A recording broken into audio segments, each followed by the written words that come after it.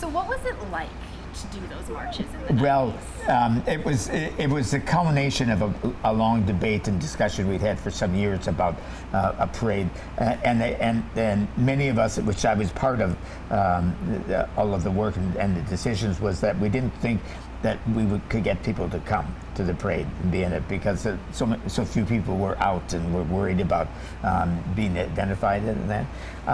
And so in 1990, after we did some things during Pride week on that, we decided that we were going to do a parade in 91. And so we set about putting together some aspects of it.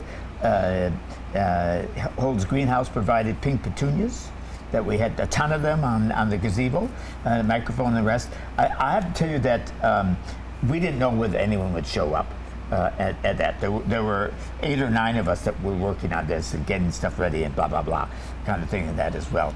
And I will never forget coming, because I live on this side of town, coming across the bridge and turning and coming to the gazebo, and there were people there, and I was astounded.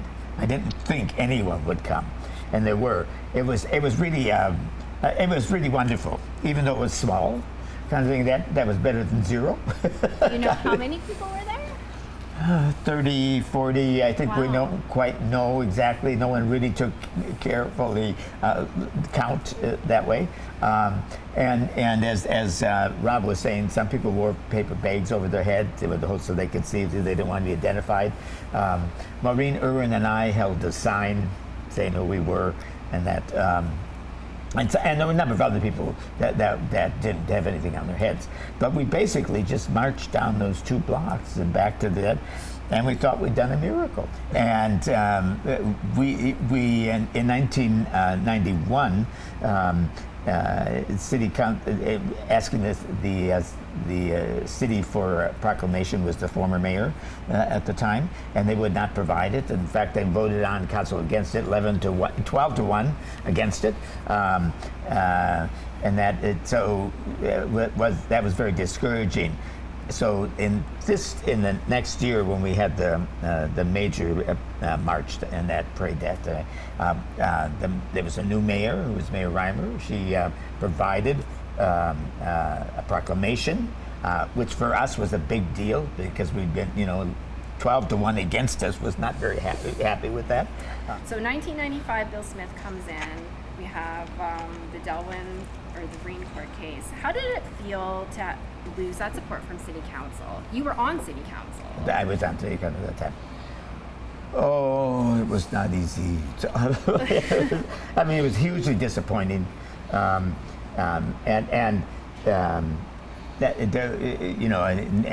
trying to get the mayor to do it, it was just hopeless. He did not. And interestingly enough, there were a number of other members of council who'd been there before he was there as mayor, who went to say the same thing. He said the mayor's done it for a number of years. It's not been the issue. You should be doing it, but he absolutely refused.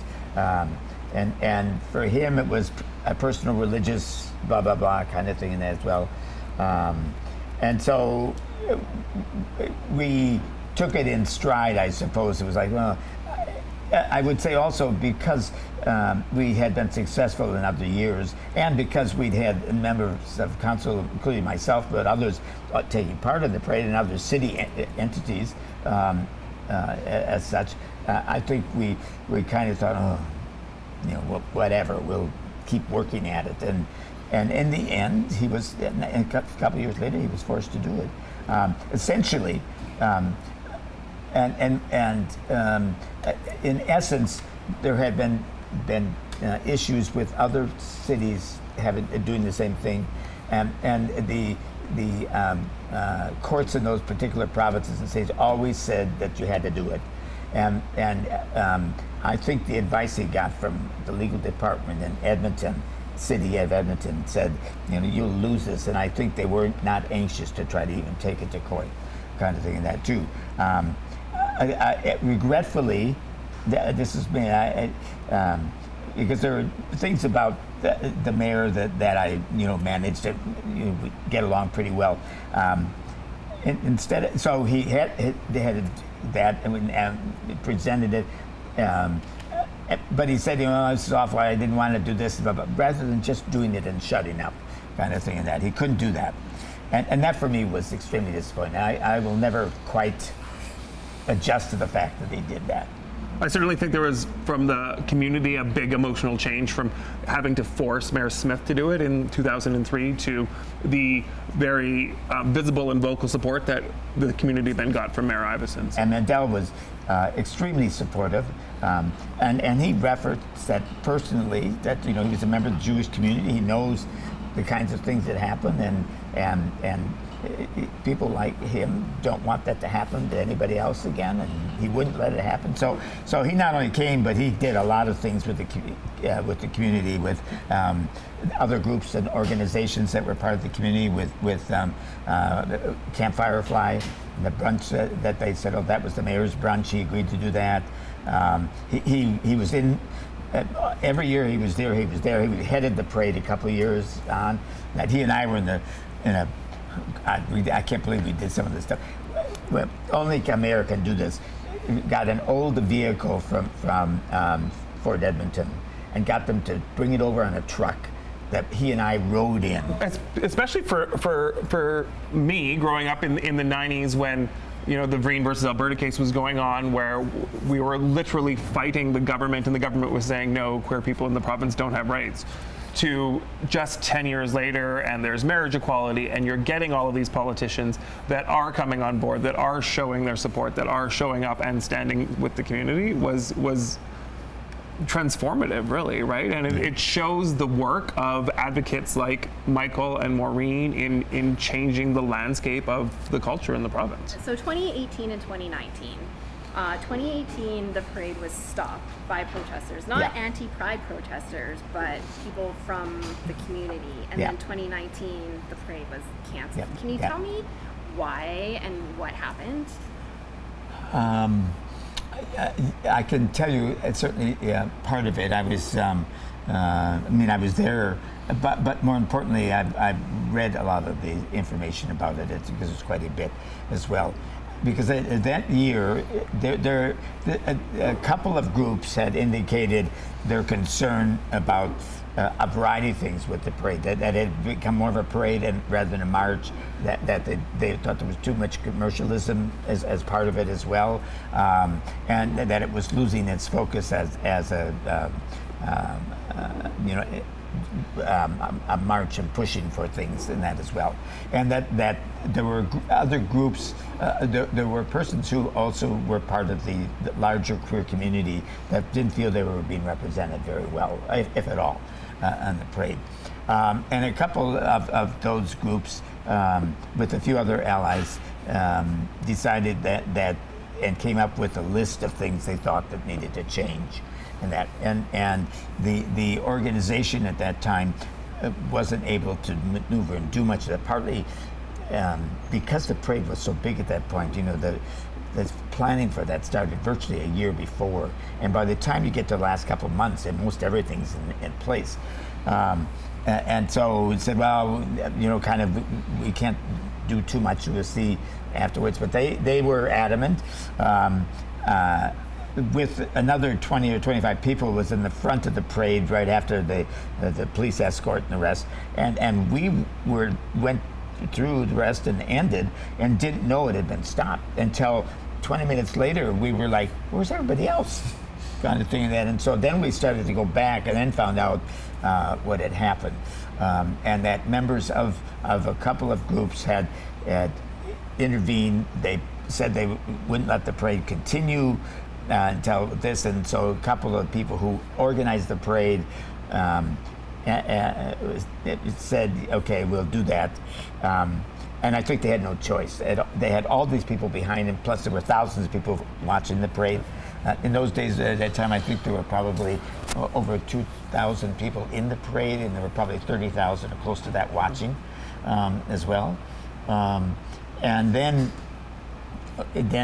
after the parade, that parade did finish, but after that, the organizations involved putting on the parade said that they would have to. They convened a meeting with as many people as they wanted about what they were and what they were planning, and invited others to come. In essence, a number of people connected with the major group came to stop the meeting. In fact, the police had to come and help those of us who were at the meeting to leave and that.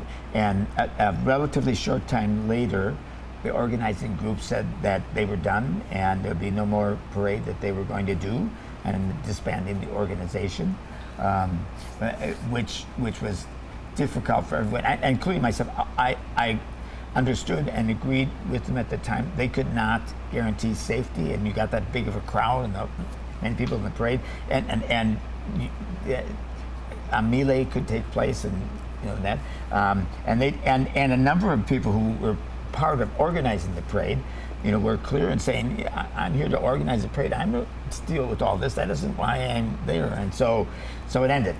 And the organization officially announced that it was done. They got rid of their stuff. They closed the organization. Didn't exist anymore. And so since then, there's been some other kinds of parades a little bit, but nothing like it was back at that time.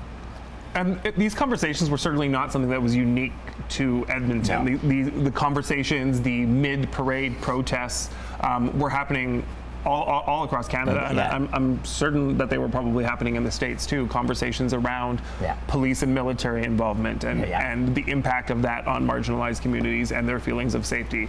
Yeah. Conversations around corporate sponsorship and who's paying for the parade, and why is it all these banks and utilities, and where's the community aspect of the parade. Those conversations were happening across Canada. But it was still super disheartening in April of 2019 when all of a sudden we're just 2 months away from the events, and the Edmonton Pride Festival Society just was like, yeah, we're done, we're canceling everything. And there certainly was a hashtag that was running around on social media at the time about can't cancel Pride. There were groups like Evolution and Fruit Loop and the Court that were still putting on events. At that point, we were 2 months out from June, and there was a whole month of programming ready to happen. That still happened.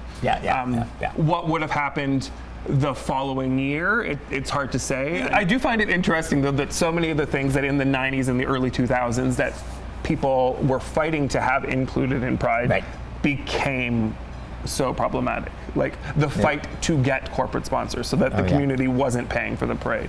The fight to have police and military involvement, or the victory that was having a conservative politician march. Those were huge victories for the community and the people putting on the parade. And they became the problems. So we're having a parade this year. Yay. First of all, how does that make you feel? And where do you think that it goes from here? You touched on that a bit already, but... Well, I'm a bit apprehensive. We'll see. I'm not involved, as such at all with that, and I wish them well. I don't know. I certainly think somebody had to do it. I mean, we're here now 3 years out of the pandemic. We've had a couple new Pride groups kind of form in that time. One has already formed and gone away.